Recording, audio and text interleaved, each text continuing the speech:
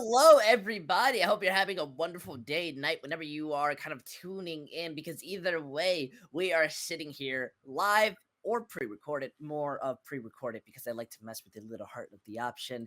Either way, we've been giving a blessing, a 5v5 workshop code created by Elo Hell Esports workshop team and Paris Eternal wanting to use their tryout players to have a little fun and preparation for the upcoming Overwatch 2. Combine them together. Now we are relying on a 5v5 workshop at the highest tier. I'm Overwatch player, well, more caster, username underscore intel here, joined by Ocean. How are you doing?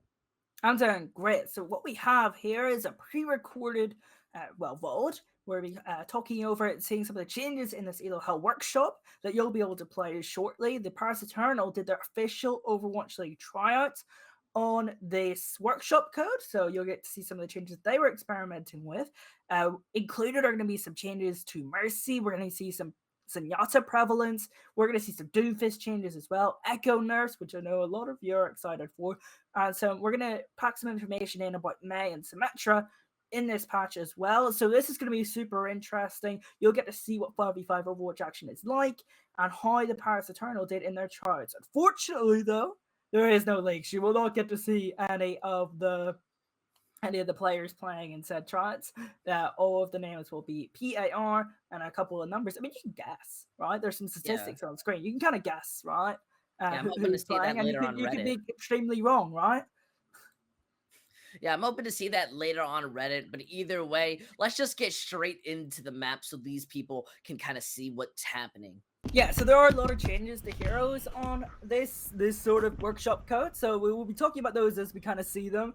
But one of the questions I put a tweet out earlier, I was asking kind of the general public, what sort of questions are they looking for in Overwatch 5v5 gameplay, and they're wondering, how does the single tank get value? Well, let's talk about some of the tank changes immediately. So 30% less knockback, so think about Reinhardt Steadfast, that applies to all of our tanks, and 25% less ultimate charge gained if you shoot a tank. So heroes like Roadhog aren't going to be that much more of an ult battery. So those are little things that we're going to watch out for, and we're going to try and see how this solitary tank gets value, and that's one of the things that sort of people came with questions to me about. They want to see how that tank gets value. Oh, I definitely would have to agree, especially since both of these teams aren't really looking to kind of play anything more traditional. They're going absolutely ape, as we already see the Winston popping out, a lot of quick and dive mobility characters, besides from the Zenyatas, which I think are more used just because of the fact that they freely get to DPS. Yeah, so actually, while we see Lucio and Zenyatta together, this is interesting because usually you wouldn't see Lucio and Zenyatta together. I don't think I've seen that since like 2018 or in user intel's ranked games. But looking at that, Zenyatta is probably the hero I'm excited for, because over support heroes, let's just talk about over support heroes, they all get like your traditional regenerable health. So if you don't get shot for 2 seconds, you get 10% of your health regen. And additionally, Zenyatta, when you're charging that secondary fire, has a little 50 HP mini shield, so you can poke out for just a little bit longer. And look at that, already the first pick starting to take off. Doomfist isn't really able to start one-shotting characters anymore within this patch. You see more of these combinations coming out with the quick teamwork and dive. RO5 is able to kind of survive for a little bit, eventually being taken out. And look at this, only going to be able to get healed by the health pack, but even then taken down. You're even seeing Lucio's own magic meter, which benefits Lucio long-term when it comes to this healing. And that's how they're able to kind of bring back the sustain towards the fight, even if this Genji has kind of the moves to dodge around. Okay, so this music meter, you're saying. So when you wall ride, you see this music meter goes up. And what this does is it makes your cooldowns more powerful. So you amp speed, you're faster, you amp heals, you're gonna get a little bit more healing. So that's what that music meter is, by the way. I wish it was a little less ugly on the screen, but it's a really cool change to kind of make Lucio a little bit strengthier when it comes to brawlier situations and stuff like that. So it's gonna be interesting to see how that music meter is played around with. Like maybe just before the fight starts, you're constantly wall running just to build it up. It is a really good incentive for people who like to fly around. Though we are seeing that pulse bomb drop, the Sombra able to translocate out, and now popping in with the visor. They are just absolutely melting down the red side. It's a bit unfortunate, especially with them switching over to that Sombra. It's not as strong as you truly think it is. Yeah, of course, Sombra's had some changes. We will talk about some crowd control or CC cooldown changes in just a while. There is 004 with the Meteor Strike, not getting too much value. Doomfist has some changes as well, especially with Rocket Punch. Rocket Punch allows you to kind of move around like in the air and doesn't really one-shot targets anymore. Less damage, but you're a lot more flexible with your Rocket Punch mobility. And you may have noticed from that initial hack, that Tracer immediately, the moment it came out, popped in. Sombra now has no delay when she wants to hack. She'll just take you out. So you have to be a little more careful. Though it is on a 1 second cooldown, so yeah, at least you have that bit more protection. Still though, Paro 16 is able to just survive for a little longer. Winston not going to be able to try and take you out. Even with this aggression, they're just so quick on their feet. The legs is going to be able to survive and even take out Paro 4. But look, this Primal Rage coming in. They do take a hack onto Paro 9 on the left side, but not going to be able to use that Transcendence. Looking a bit unfortunate. They're finding issues taking a single target to find out. But honestly, I've got to just say, they're using that pulse bomb, try to move in, but these monkeys are continuously jumping. Now this EMP built much faster than any normal game could have truly built, even with 2 tanks. They're slowly going to be wrapping this fight up, even getting that hack on the Tracer. That was just barely over the stairs. Look, it's so quick, it breaks line of sight. Yeah, both these teams rocking with this Lucio's, and these are Tryouts, by the way, so these are players like really trying to impress and get into the Paris Eternal, into the Overwatch League for this season. We of course can't see player names, but Lucio's and Yaro must be a sport club that teams Paris Eternal, or at least JMac, the head coach, would like to see their players run, or maybe this was just a fun round after scrims that we're getting to see.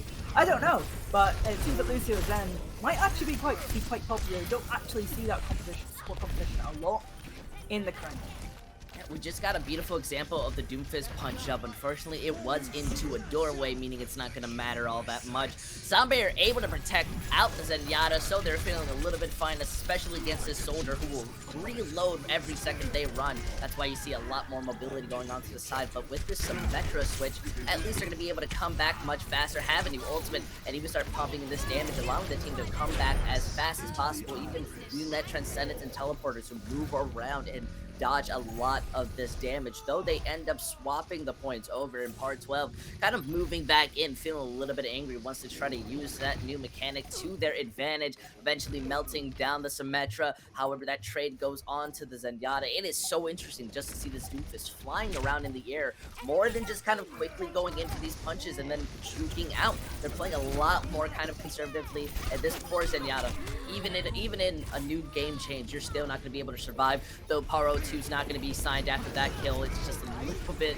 unfortunate as we see them continuously choose to stall this, even with a 5v5. They are not refusing to give it up, trying to put pressure onto each other, yet moving around so quickly. It does seem like the left side is going to be able to slowly start coming back. Blue have a more centered team down. The 5v5 is starting to come back, but with this pick onto the Tracer, it's not gone to a 5v4, and Lucio's going down dangerously low, but this trade goes in, and they get off the point. Does that count as the first official C9 of 5v5? I don't know. I don't know. I think they were doomed either way. But let's actually talk about it. So what we can actually see on the screen in your top left, just beneath the blue player names, you'll see some statistics. You'll see, I think it's kills, deaths, or eliminations, kills, deaths. Ults used is what you use stands for. So you'll be able to track some stats if you're really interested to see, what players getting value. And user itself, I see a hero on the screen that we have to talk about. See that Orisa? Oh no. Orisa, you know the way Orisa is known for being, your traditional bunker or whatever. Yeah, your Let's double talk about Orisa, because Orisa has some changes. Orisa does no longer has a shield. Right? No more. No double shield. is No dead. shield. That ability has been replaced by a thing called Gallop. And think about this like Doomfist Rocket Punch, but Orisa. I mean, it practically is. It does more damage than the base Doomfist punch in this patch, around 75 damage, and pushes enemy around the path. Do you know how much of a nightmare that is? People already were scared enough standing still against her. Now she's running at you. Yeah, she just walks in, dude. She's like Orisa's like the new brawl hero. She's also more mobile, so she can move a little bit faster when she shoots than in the traditional Overwatch game that we have right now. And secondly, When you use Supercharger, it gets a little 600 health shield, so you can maybe use it a little bit more aggressively. This is to make team fights more accessible and stop stop team fights slowing down, stop you playing around corners. This is so you can play a little bit more aggressive with Orisa. I personally am just interested to see how this works. Both teams are rocking with it. Look how quick this Orisa is, and they're gonna be even more quick with this Gallop ability. A little bit too speedy for my own liking. The only change going on to Reaper is just a buff to the Wraith, so they're gonna be able to be a little more mobile. They are just running in! I don't know if you saw that, but Paro 12 on the blue side, charging in like this is a new type of game, having fun, and takes that advantage, knocking, displacing, and allowing their own team to be able to take the advantage in quick picks. Yeah, so another change, so all damage heroes move 15% faster than your tank heroes, etc. So your Reaper, your traditional heroes that you have to get into the fight to get a little bit more brawl value, they're going to be a little bit stronger than you might think. So watch out for, well, maybe not watch out for this team fight that it's done, but watch out for 003 on the red side. They might be able to get into the fight and get some kills with those fire shotguns. Yeah. I just gotta say though, I feel like Lucio is being so much more impactful. He doesn't feel like a character that you can just pick up and play to the best of his ability at a low rank. Now you kind of need to have a little bit more skill to be able to play. That Reaper does go down early, but look at these Lucios. They are refusing to get off the wall unless they're speed boosting in, and the Orisa went 100%. Just in a millisecond.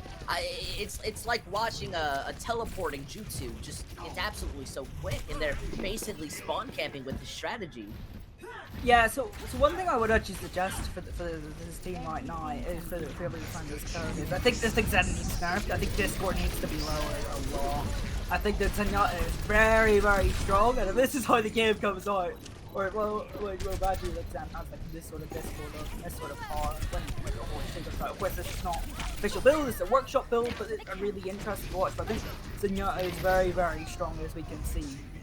Yeah, but I can already see the scrim tournaments coming out of this as they're set up. So now it's absolutely destructive with that Discord orb, and the fact that Zen just is a little bit stronger when he hits you with the volleys means that they get a lot of room. They only managed to get around 11%, and now they're being allowed to just move on the point, and that's just a little bit more rude. They're saying, hey, come out, we got some ultimates for you. All right, we've got a new bongo to try out that has shielding, meaning it's a lot more difficult to break. So it's just gonna be a bongo v bongo against this small shield that is protect that comes from the bongo, not from Orisa herself.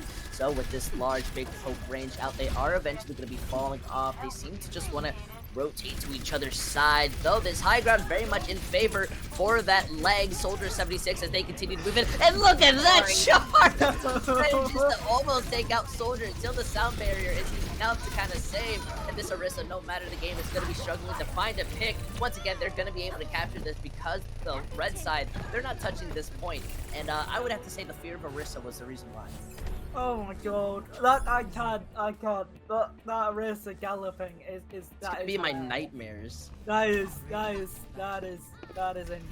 I love it. I'm not gonna like, and it's replacing the shields code, right? So you can see the shields in the bottom right. When they use the shield, they just go right at you. It's like Reinhardt pin. I love it. This is the first time we're actually seeing it in action as well. We've seen the patch notes, but this is the first time we're actually getting to see it. It's hilarious animation. I love it. We're going to see D.Va for the first time as well. D.Va has a longer defense matrix duration of 4 seconds. Any other new heroes here? Genji. So when you nano boost, oh well, we'll talk about it anyway, even though Genji's not really fine. When you nano boost Genji, you actually don't get amped damage with Dragon Blade. It doesn't happen. So nano blade is weaker. You still get less damage reduction. Or sorry, you do still get damage reduction, but you don't do more damage with Nano Blade, and your Dragon Blade actually charges faster. So that's kind of the changes with Genji. You also do a little bit more damage to charge up that ultimate a little bit quicker, but it's not as serious as a win condition as it was with Nano Boost previously. I'm not gonna lie, as a support player, I've got a lot of concerns going into Overwatch 2, and especially this 5v5 format. A lot of these times, we're seeing these supports not even being able to stay alive too often. That was more obvious on the first map. So knowing that Genji's nano boost no longer does more damage, that at least gives me some security to know that I'm not just gonna get spawn killed. I'll just get spawn killed normally now, okay? With the rapid blade increase. Let's talk about the Zarya as well. So Zarya here we haven't seen too much of. Essentially, Zarya does a lot less damage, but has a lot more bubbles, right? You kind of expected that. Bubbles kind of like on a regenerative cooldown, but you do a lot less damage with Zarya. Any other changes? Zarya, obviously you're fast. You've got less knockback. It's like an all tank stage, but definitely doesn't Zarya. Yeah, they seem to just be able to just run on. Those bubbles are not enough to be able to save their own Zenyatta. However, with this point now opened up, this is the opportunity they're going to be looking for. Baby Diva still weak no matter where you are, but that Sombra able to get so much impact off that 1 second act. Though the cooldown is much longer than normal, it's still more than enough. Having that Diva to be there for that security to just be able to start capturing the point, even if the counter Sombra is there. Look at that immediate hack, you're not able to escape. So one of my concerns for Overwatch 2, or just 5v5 in general, is that the game is going to feel very empty, and I think it does feel emptier, right? It definitely does. And the other issue I had was I felt there was going to be less team fights.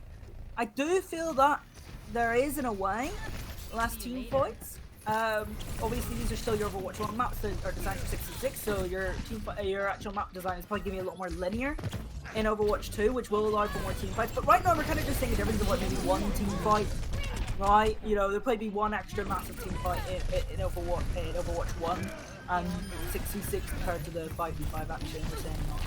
Yeah, look at this, already being able to shut down the majority of the red side and even send them back to the spawn room. EMP was used very frequently, or just in a very small scale, which is what I like. And I guess we're already seeing kind of a 5v5 meta shape as Zarya doesn't feel comfortable playing anymore, goes over to that Diva. So you're at least going to be able to help your team out a little more. And that's on the bright side until you get hacked. Yeah, that's absolutely disrespectful. You're stuck in the back. You even get hit with the EMP. Transcendence can only do so much to be able to save you. You're stuck as that baby until you're managing to bring kind of more ult charge in, but once again, you are hacked. You're melted down by Paro 4, and you're just looking a bit more unfortunate as they continue to move over into this fight. Yet the Zenyatta able to pull out that DPS, but Paro 3 gone. It was only a second, so they just waited. You don't instantly kill. They're going to instantly escape and return back to their own team.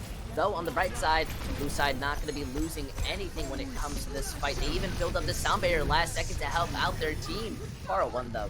Really nice Transcendence. These have been building so fast, and I've got to say it's absolutely incredible. Normally in like a 66 scenario, maybe one every other fight, but I feel like these are happening one every mid-fight or one every other mid-fight kind of scenarios.